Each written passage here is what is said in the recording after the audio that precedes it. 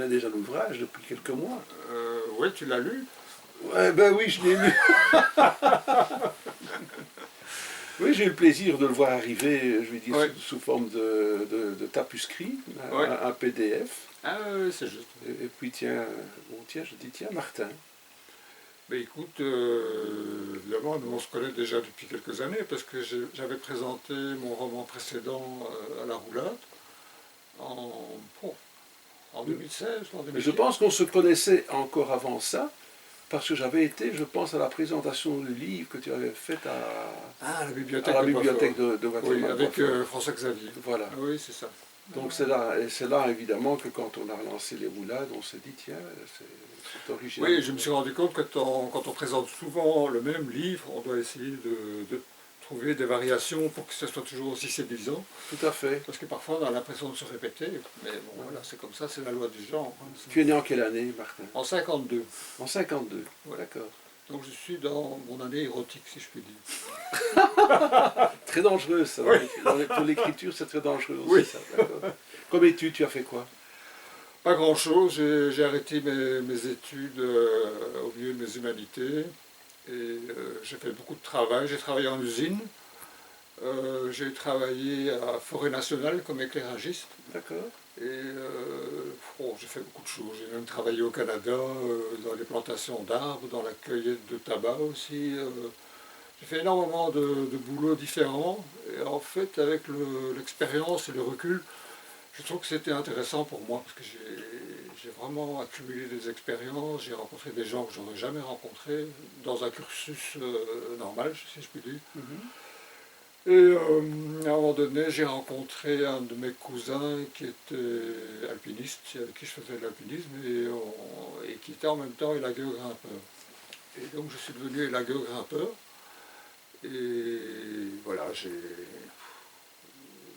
taillé, élagué énormément d'arbres, parfois au risque de ma vie d'ailleurs.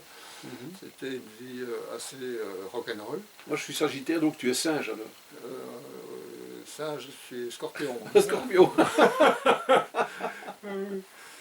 C'est ce que je disais dans mon article sur Poutine, toi tu es une balance, D'accord. avec le KGB ça tombe bien, Tout à fait. et moi je suis scorpion. Bon, j'ai vu que tu avais été scénariste aussi. Oui, j'ai travaillé, d'ailleurs mes débuts en écriture ont commencé par des petits scénarios dans des fanzines et dans un journal qui a disparu, je crois maintenant, mais qui s'appelle Tintin Reporter. Mais comment commence-t-on là-dedans? Qu'est-ce qui s'est passé? Quel a été le déclic pour ça? Écoute, j'ai toujours voulu écrire. D'accord. Tu as croisé quelqu'un qui t'a dit tiens, pourquoi pas, viens? Ou bien tu as été de toi-même proposer quelque chose? Oui, non, je pense que je n'osais pas me lancer comme écrivain ou romancier. Je me disais, je vais commencer par la bande dessinée. Je crois que j'avais besoin de me cacher derrière un dessinateur. Je ne pouvais pas m'affirmer comme ça moi-même. Et donc j'ai travaillé chez Tintin Reporter et j'ai fait beaucoup de scénarios là-bas. L'atmosphère était très sympa avec une rédactrice chef qui s'appelait Gabrielle Boril, qui était vraiment très chouette.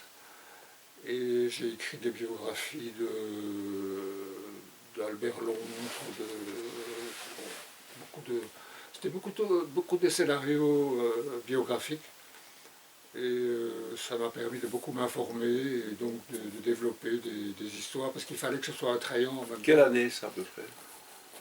Fin des années 80, début des années 90, je dirais quoi.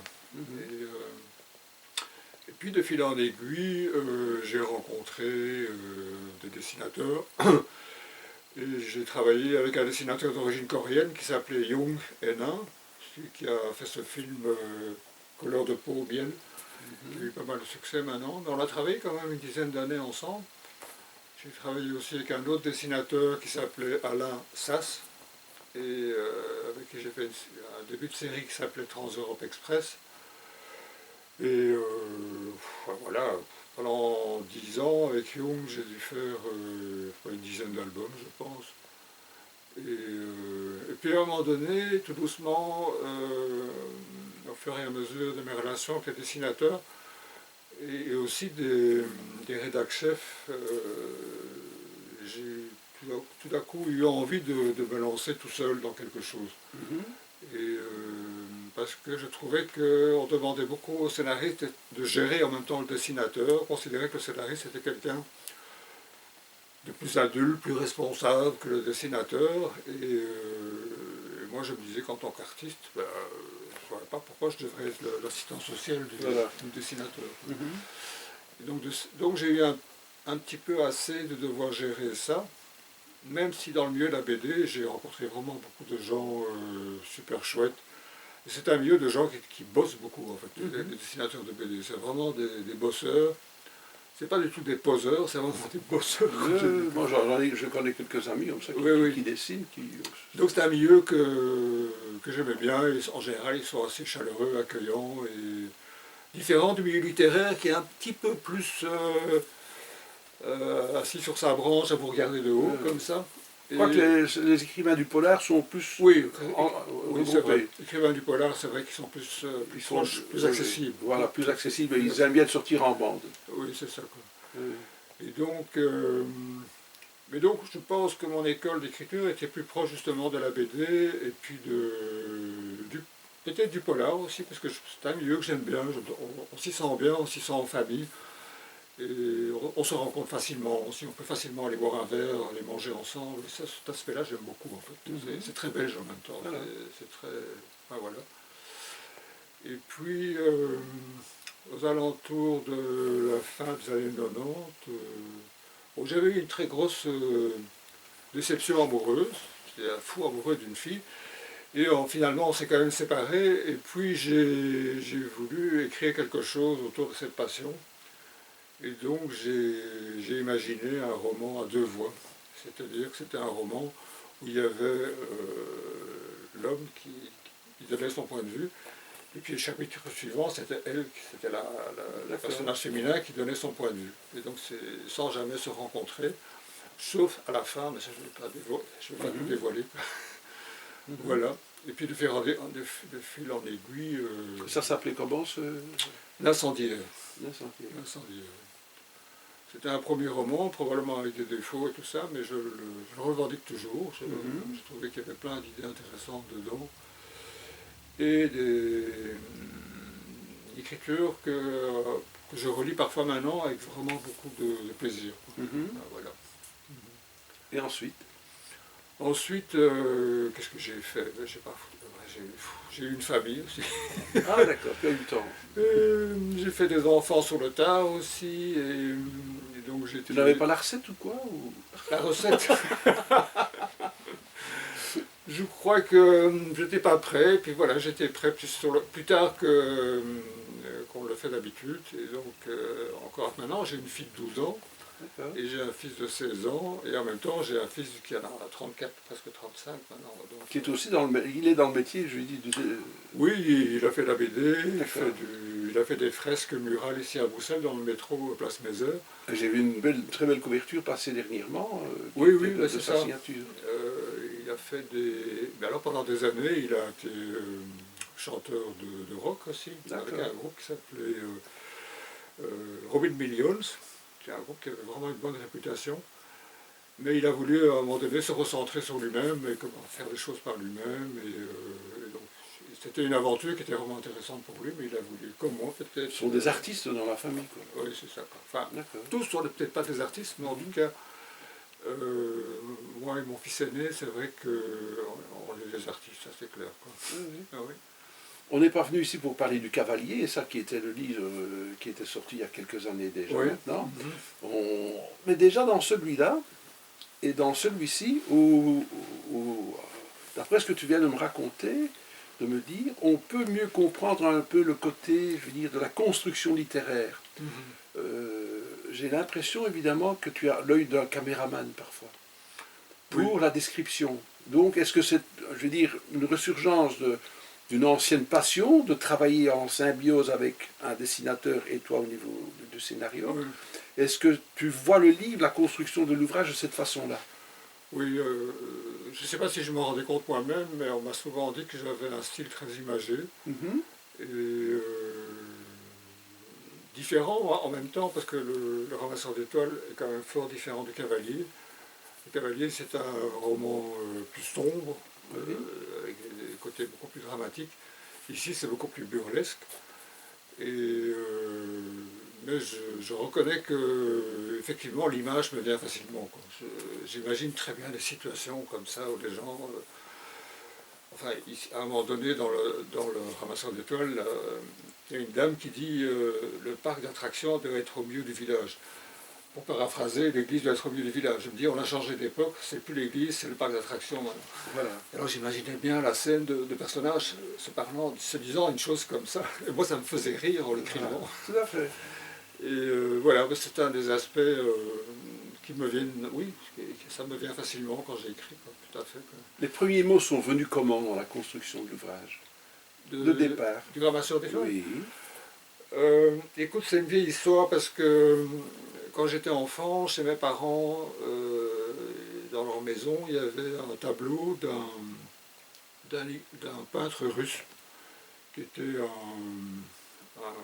un russe blanc probablement, qui s'était réfugié en Belgique après la révolution russe. Il était peut-être arrivé enfant, je ne sais pas très bien. Et c'était un élève de l'Académie de Saint-Gilles, ami avec justement le peintre russe, enfin belge mais d'origine russe, Nicolas de Staël. Et ils ont fait leurs études à l'Académie de Saint-Gilles, et puis ils se sont séparés par après. Et puis Loukine était beaucoup plus un peintre intéressé par le folklore russe, et donc tout ce qui peint, ce sont par exemple, il y a un tableau chez mes parents qui s'appelait Le génie de la forêt. On voit un homme, mi-homme, mi-bête, avec un oiseau sur les mains, des choses comme ça, qui se balade dans les bois. Et puis il y avait Le ramasseur d'étoiles, qui était un tableau, on voyait un homme qui se balade dans les bois avec une lampe, et qui était aussi mi-homme, mi-bête. Et moi, ce tableau, quand j'étais enfant, il me fascinait et en même temps il me faisait peur. Parce qu'on voyait cet homme qui est un peu étrange, avec des doigts de pied crochus et des doigts de main crochus, des ongles de main crochus. Et donc c'est un tableau qui m'a beaucoup fasciné. En tant qu'adulte, il m'intéresse moins, mais en tant qu'enfant, il me fascinait complètement. Et à un moment donné, lors d'un séjour dans les Ardennes, où mes parents habitaient, je me dis, tiens, pourquoi je ne ferais pas un conte là-dessus, quoi. Ce ramasseur d'étoiles, cet homme qui ramasse des bouts d'étoiles. Et donc j'en ai fait un conte, mais il y a déjà longtemps, et c'était un conte d'une facture assez classique, je dirais. Vraiment, c'était le prince charmant dans l'Orient avec une jolie princesse, et puis il y avait les étoiles qu'un homme ramassait dans le désert, et puis qui rejetait vers le ciel, et puis un méchant voulait s'accaparer les étoiles, et puis voilà. Et puis j'ai trouvé avec le temps que c'était trop classique, et que c'était peut-être un petit peu dépassé, un peu ennuyeux. Et alors, c'est pour ça que j'ai voulu en faire un conte urbain, un conte moderne, en me disant que des personnages vraiment actuels, des squatteurs, des malfrats, des boomers, enfin tous des gens dont on parle dans notre époque, c'est ces gens qu'on croise et qu'on voit. Et pour parler un peu de notre époque aussi, parce que en fait, moi j'aime bien, par la bande, parler de l'époque dans laquelle je vis. Pas de manière lourde et insistante, mais en même temps, je pense qu'à quand même à un certain moment, on peut souligner qu'on parle de tel ou tel personnage qui agit de telle façon, ou il y a de telles personnes qui sont très démunies mais très débrouillards, qui agissent de telle façon. Et j'aime bien insérer ça dans l'histoire, mais plutôt de manière, dans ce cas-ci, plutôt de manière humoristique et de manière quand même à rire et en même temps à faire réfléchir aussi. Je reviens un petit peu à ce que je te disais, c'est un tableau. Oui. Donc tu peux voir ces jeunes qui bougent, qui font leurs petits trucs, et puis à un moment donné, là-bas, tu as un personnage décalé qui apparaît, c'est le vieux, quoi. Zénon, oui. Voilà. Oui.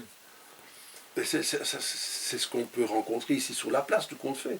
Des jeunes qui font 36 choses, des gens qui passent, Oui. et là, un personnage d'une autre époque qui apparaît et qui est là. Oui, ça peut être un SDF aussi, Oui. un clochard.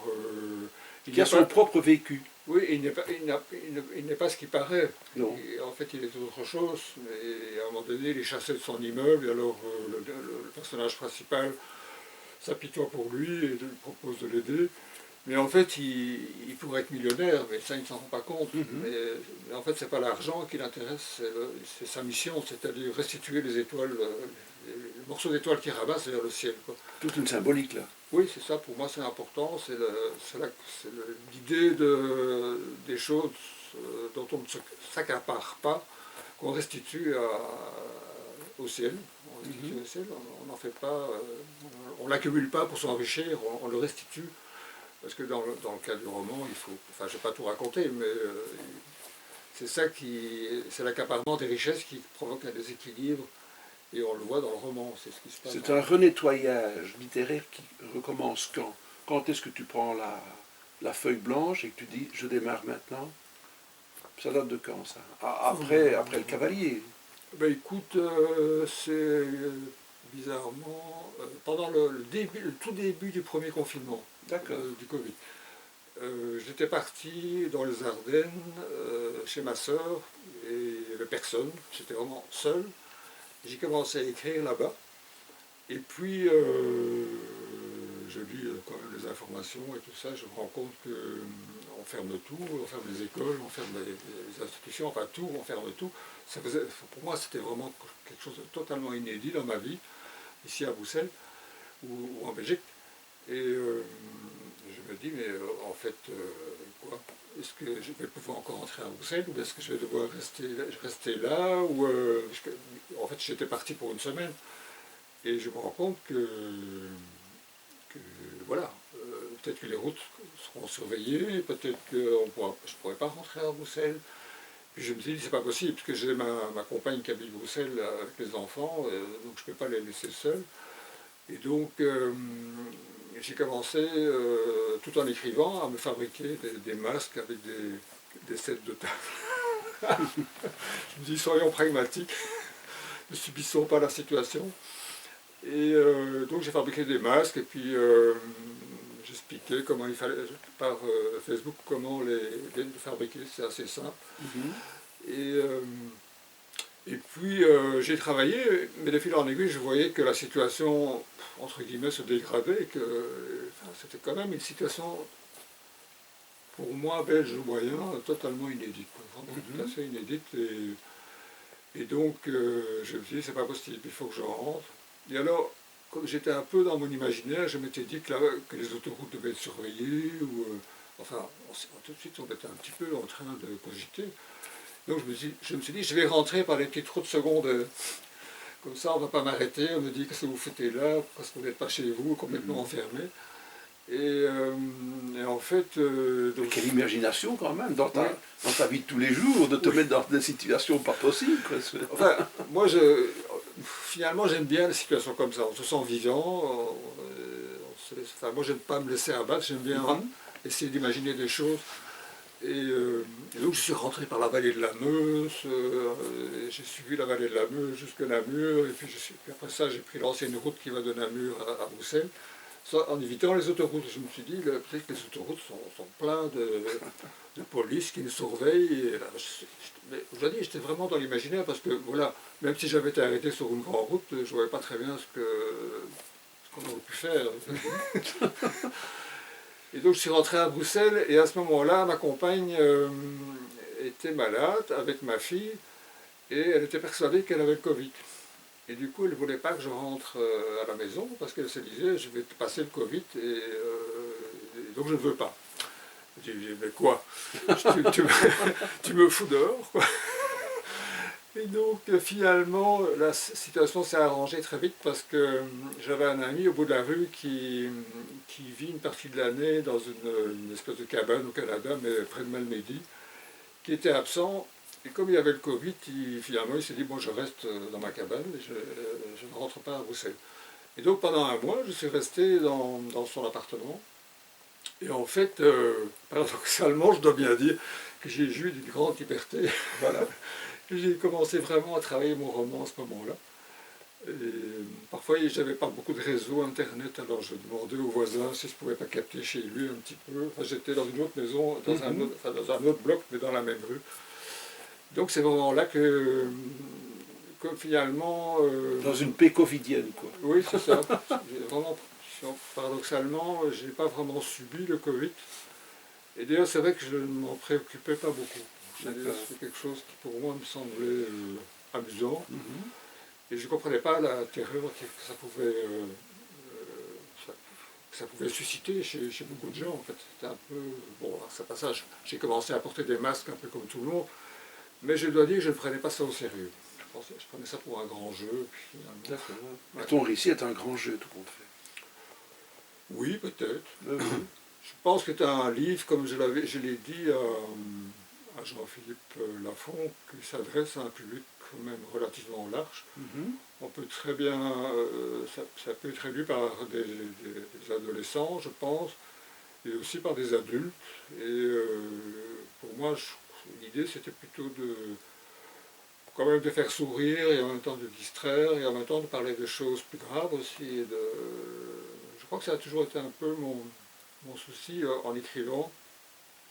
De plus en plus, j'ai envie d'alterner le style de livre que j'écris, d'écrire des bouquins plus graves, puis des livres plus burlesques, où je peux me laisser aller différemment en fait, d'un livre à l'autre. Donc pourquoi ce choix de l'éditeur? Pourquoi tel éditeur? Mais écoute, d'abord parce que j'ai cherché aussi des éditeurs, et puis c'était aussi pendant le Covid, c'est pas évident, je pense que... il paraît que beaucoup de gens ont commencé à écrire pendant le Covid aussi. Paraît-il, oui. Oui. Et puis, je t'en ai parlé à toi aussi, et à François Xavier, je pense aussi. Et puis un peu par hasard, voilà, tu m'as dit pourquoi ne pas aller voir chez La Trace aussi. À la surprise de surprise. Oui. Eh bien, ils ont répondu favorablement. Mais ils avaient déjà reçu une première version que je leur avais envoyée, qu'ils avaient mis de côté, je pense. Et puis j'ai retravaillé, et puis finalement je l'ai renvoyé sous ton conseil, je pense. Et finalement, voilà. Le choix de la couverture. Est-ce que le tableau des parents a quelque chose à voir ou bien... Non, franchement pas. C'est eux qui ont trouvé cette... J'ai travaillé un petit peu avec la graphiste, je crois que c'est Florence Franck. C'est son... Oui, c'est ça. Et au début, on a proposé, elle disait que c'était un conte urbain, donc il fallait mettre des immeubles avec un ciel rempli d'étoiles et des choses comme ça. Il y avait un homme qui courait avec un sac. Je trouvais que ça faisait trop anecdotique. Et puis finalement, on est tombé d'accord sur ce choix-là, que je trouvais plus intemporel comme ça. Plus intemporel. Et ça rapproche un peu d'un conte philosophique. Oui, ça peut être un peu un conte philosophique, mais sans trop insister. Enfin, moi j'aime bien que les choses soient là, mais que ça n'encombre pas les gens non plus. J'aime bien que ce soit là comme ça, et qu'ils peuvent éventuellement en faire quelque chose, mais par la bande. Ce ne soit pas quelque chose de lourd, vous devez faire ceci, vous devez faire ça. Ce n'est pas un roman, comment dirais-je, ce n'est pas une injonction. Et donc c'est un peu comme ça que j'ai vu les choses. Il y a beaucoup de langage argotique dans ce bouquin. Oui. Et je me suis bien amusé là-dedans. Oui, je pense que l'éditeur aussi, je pense que ça l'a un peu... Ça l'a surpris. Ça l'a surpris, il a trouvé ça très drôle. Mais contrairement à ce qu'il pense, je ne sais pas si j'ai une grande connaissance du langage argotique, mais je me suis quand même beaucoup renseigné aussi. D'accord. Et puis le langage argotique évolue beaucoup. Beaucoup. Il y a des mots qu'on utilisait il y a 20 ans, qu'on n'utilise plus du tout. Mais il y a des mots qui restent très parlants. C'est comme le mot schnouf par exemple. C'est vieux. Ça fait penser au film d'Audiard, la schnouf. Mais c'est vieux, mais c'est tellement parlant, c'est tellement jouissif comme mot que je l'ai gardé. Même si je pense que des gens de 15 ans qui fumaient éventuellement un pétard à notre époque ne vont pas comprendre ce que ça veut dire. Voilà. Mais donc je garde parfois des mots par choix, comme ça, qui sont parfois un peu anciens, passés. Bon, tu es un écrivain belge, c'est un ouvrage qui va s'adresser, je vais dire, à toute la francophonie, parce que c'est pas typico-belgo-belgo, parce que non, pas du tout, que du contraire, l'histoire permet un peu de la situer un peu partout. Je ne l'ai pas situé à Bruxelles, non, nulle part. Dans un lieu en particulier. Voilà. Oui, parfois je dis qu'il y a des immeubles qui font penser, des logements sociaux qui font penser à des logements sociaux comme on en trouve en Angleterre ou en Belgique, mais c'est tout. Sinon, je n'ai pas voulu particulièrement insister là-dessus. Eh bien, je pense qu'on va mettre le pied à l'étrier. Oui. Oui, tout à fait. On ne va plus renifler comme dans le premier Oui. sous la couverture. Oui, Mais on oui. va ramasser les étoiles et on va les danser. Disons qu'on va Oui. éblouir les lecteurs avec C'est ce... important, ça fait un beau feu d'artifice. Tout à fait. En tout cas, Martin, c'est gentil d'être venu Mais écoute, c'était avec grand plaisir. nous Vraiment parler de avec ce grand nouvel plaisir. ouvrage Oui. que j'aime beaucoup. Oui. Et à très bientôt sûrement. Un grand merci. Au plaisir, Voilà. Martin. À très bientôt. Au revoir. Combien de temps